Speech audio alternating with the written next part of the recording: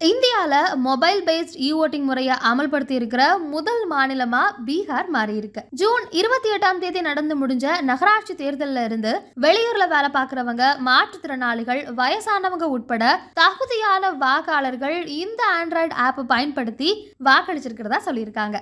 சிடிஎசி அப்படிங்கிற அமைப்பு, அது மட்டும் இல்லாம பீகார் மாநிலத்தினுடைய தேர்தல் ஆணையம் சேர்ந்து 2 பாதுகாப்பான ஆப்பை செலக்ட் பண்ணிருக்காங்க. இந்த பாதுகாப்பாகவும் வெளிப்படைத்தன்மையோடையும் இருக்கும் அப்படின்னு சொல்லியிருக்காங்க.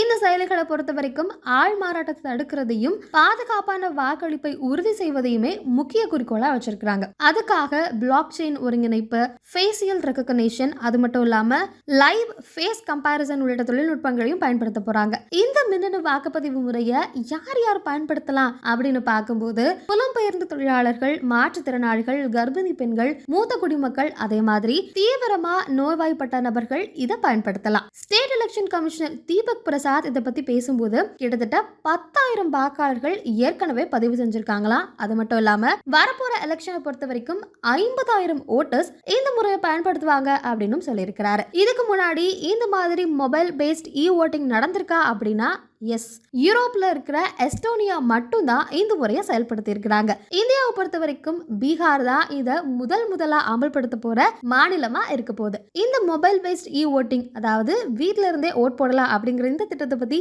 நீங்க என்ன நினைக்கிறீங்க அப்படிங்கறத மறக்காம கீழே கமெண்ட் பண்ணுங்க.